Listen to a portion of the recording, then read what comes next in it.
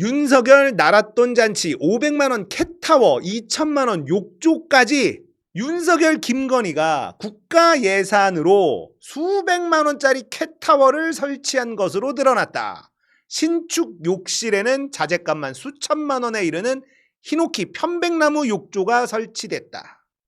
근데 예산 부족으로 행안부 예산을 전용하는 등 졸속이전 국고낭비 비판을 받던 상황에서 지극히 사적인 반려동물 시설 최고급 목욕 설비에 나랏돈을 쓴 거다. 이게 얼마나 골 때리는 거냐. 문재인 정부 때 김정숙 여사가 사치를 했네, 특활비로 뭘 했네, 지랄지랄 했잖아요. 문재인 정부 때는 다 사비로 했습니다. 전부 다 사비로 했어.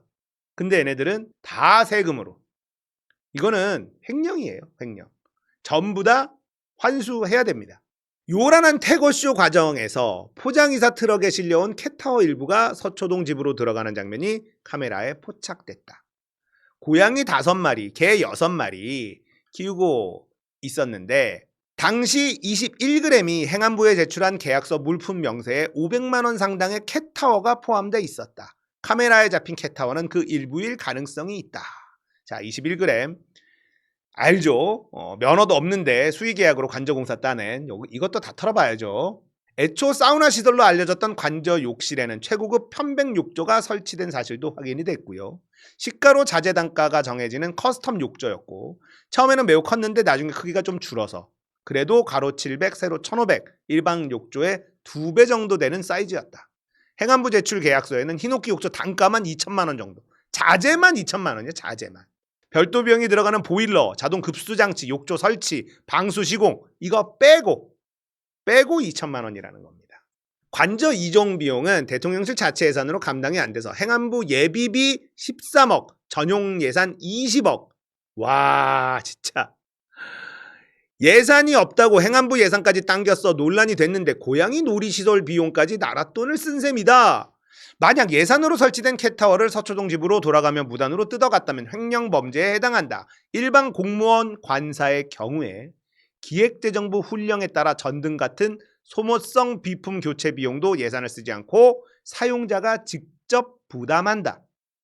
근데 얘네들은 공사의 개념이 없는 인간들이니까요. 다 나랏돈으로 하고 법인카드니 특활비니 이런 거 다 뒤져보면 장난 아닐 거예요. 자기 돈 안 써. 돈도 무지하게 많은 인간들이요. 그 여론조사비 주기 싫어가지고 공천으로 퉁쳐버리잖아요. 캣타워든 대통령 부부의 사적 시설물이 관저공사 계약 조기에 포함된 것은 21g이 공사업체로 선정되는 과정에 김건희가 개입했음을 보여주는 증거 아니냐. 뇌물사건 수사 경험이 많은 법조인은 감사원은 누가 추천했는지 모른다고 발표했는데 상식적으로 이런 요구를 할 수 있는 사람은 김건희밖에 없다.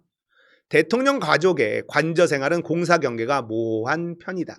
다만 문재인 전 대통령 부부는 퇴임 직전 재산 공개를 통해 임기 5년 관저 생활비 일체와 식비, 옷값 등을 개인 비용 13억 4,500만 원으로 부담했다고 밝힌 바 있다. 당시 청와대는 관저에서 키웠던 개 사료비도 직접 부담했다.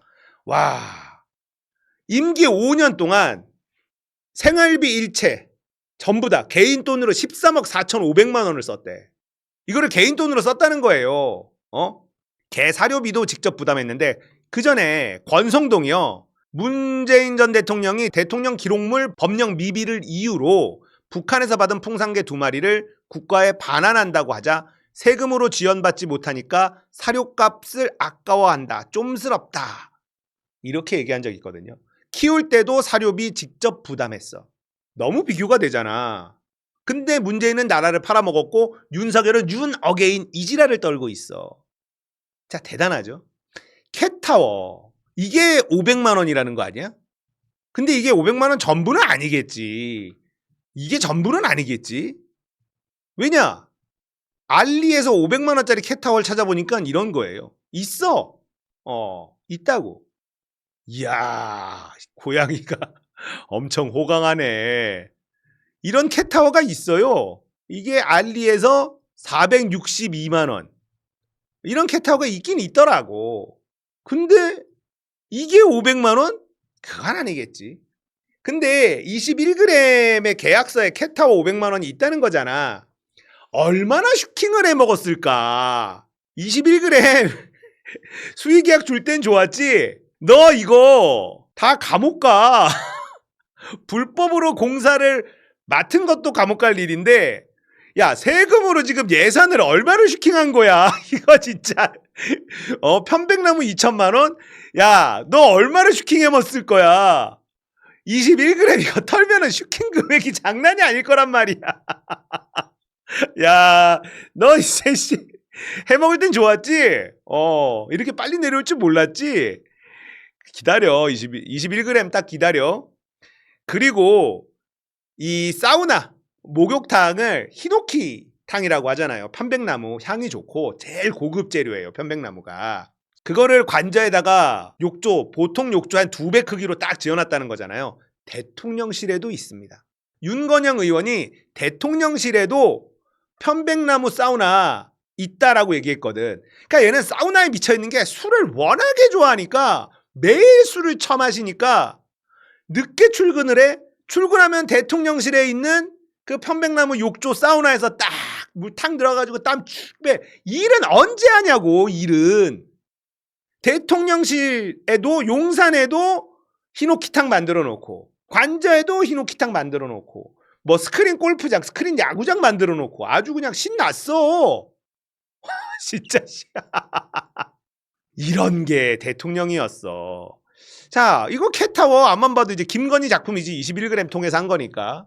김건희에 대한 이제 얘기들이 솔솔 나오지. 김건희 면박에도 강하지 않고 웃고 있던 윤. 사랑 이상의 감정일 것. 이런 뉴스가 나온 적이 있죠. 대선 당시 윤석열 캠프 첫 대변인, 지금 개혁신당 이동훈 수석 대변인.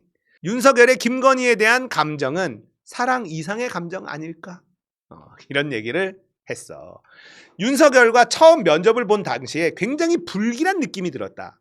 윤석열이 유튜브를 좋아했다. 저도 그때 조선일보에 있을 때 유튜브를 했는데 윤석열이 유튜브 보고 당신을 면접했다고 하더라.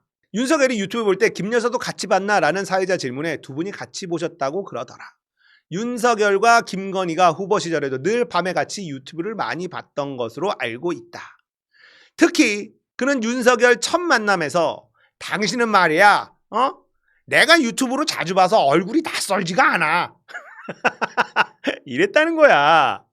그는 당시 윤석열과 함께 김건희를 봤다면서 그때 김건희 엑스파일 얘기가 벌써 나오고 있어서 내가 첫 만남에서 굉장히 주의 깊게 볼 수밖에 없었다.